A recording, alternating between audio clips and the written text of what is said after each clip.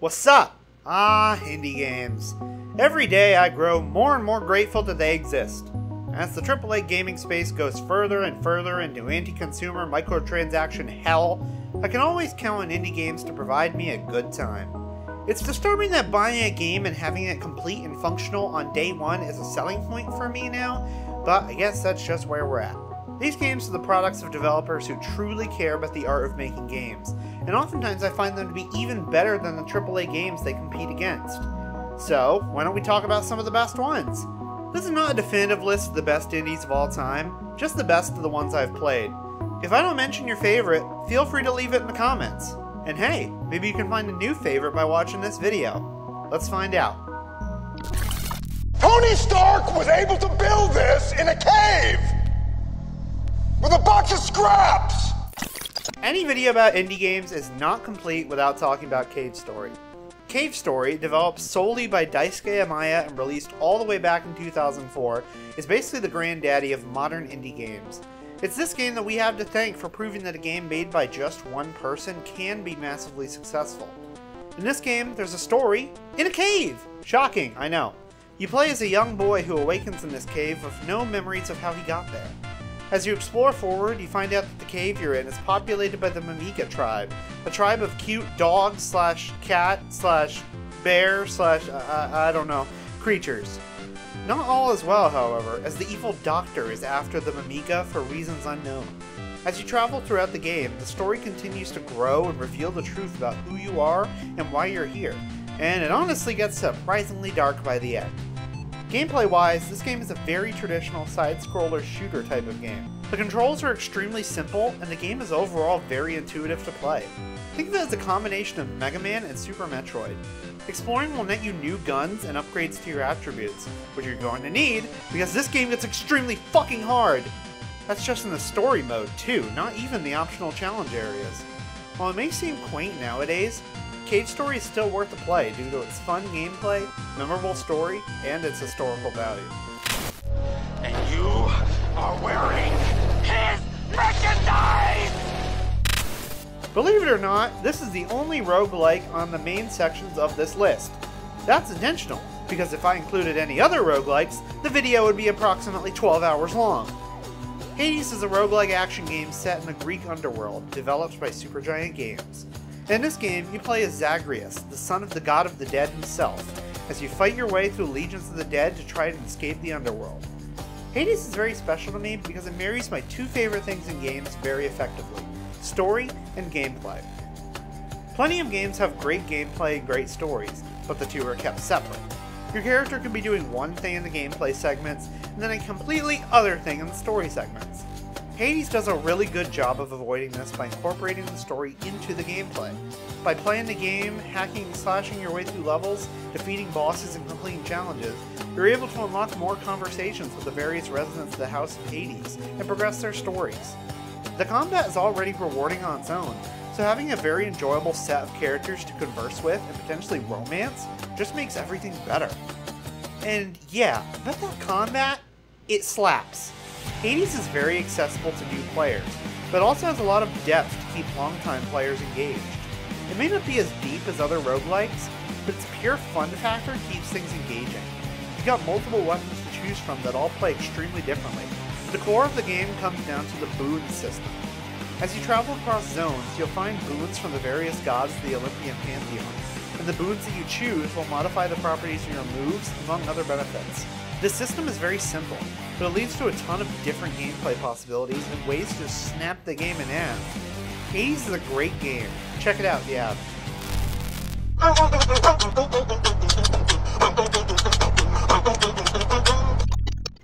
Can you even consider this game to be indie anymore? There's so much merch and there's even a full movie coming out now. Well, in my heart, Five Nights at Freddy's is and always will be an indie series. Despite what it has become more recently, the heart of it is still that original game that Scott Cawthon made nearly a decade ago. I still really enjoy this franchise, even if many people can't stand it anymore. If you somehow don't know what Five Nights at Freddy's is, here's a quick rundown. You play as a security guard working the night shift at Freddy Fazbear's Pizza, a restaurant that features animatronic robots that entertain children. During the day, they sing songs and perform, but at night, they step off their stage and start heading in your direction. You're armed with only a set of security cameras and 2 doors at your sides that you can close when the animatronics get too close. If they find their way into your office, well... Hello, Mario. Despite how simple this concept is, the game has a surprising amount of depth and pure tension. This game can get really tense, especially if you don't know what you're doing. I've been playing this game since it came out, and I still get nervous playing it. To me, that's the mark of a great horror game. I know what I have to do, it's just about executing it properly, and how messing that up has disastrous consequences. However, I think the most enduring appeal of Five Nights at Freddy's is in its story, and the mysteries it contains. Sure, everyone knows the lore of Five Nights at Freddy's now, but back in 2014, it was an extremely fun and interesting experience piecing together all of the clues and discovering the truth. The series has honestly jumped the shark to hell and back since then, but this first game still stands tall as an example of how a game made by one person can change the gaming landscape forever. What the fuck?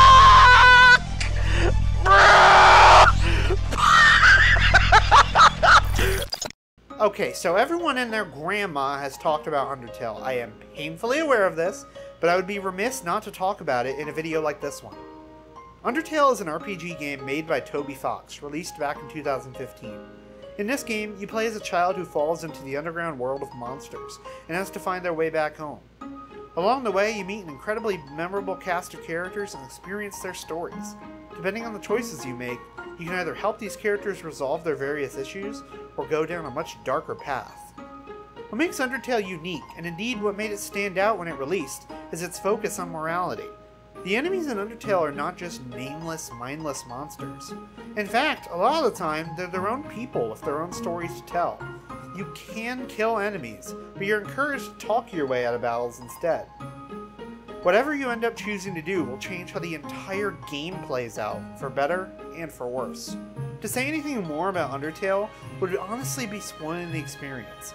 I recommend going into this game completely blind and just enjoying the ride. You won't regret it. Hey, it's up to us to take out Umbrella.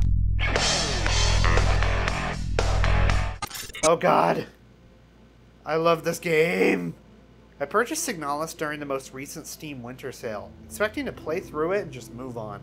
However, it ended up impressing me so much that I went ahead and made an entire video about it. If you want to know more about this game, check out that video. Here's the rundown. Signalis places you in control of Elster, an android girl searching for a person from her past.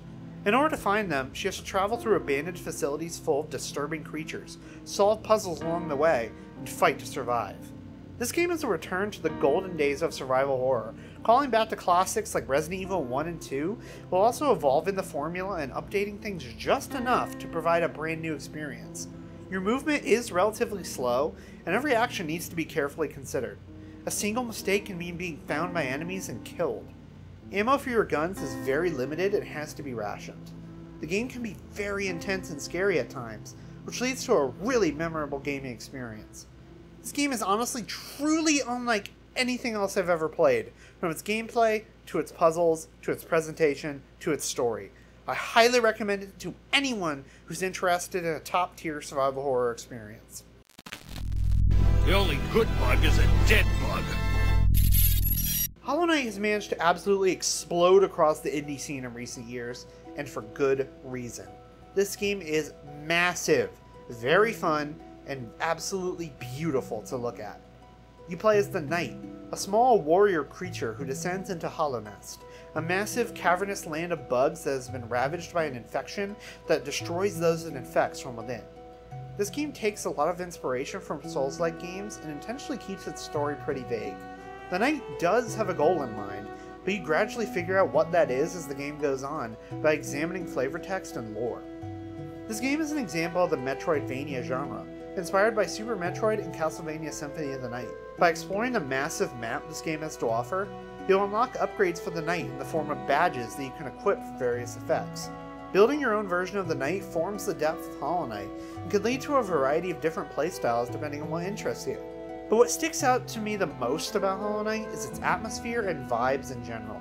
This game has a fully hand-drawn art style that looks absolutely incredible, and music that envelops you within the massive world of Hollow Nest. Some moments in this game definitely stick with me to this day, even after I beat it so many years ago. Definitely give this game a shot if you're interested in Metroidvania games, but be prepared to be playing it for a while. My first playthrough ended up lasting around 50 hours, I'm not even kidding.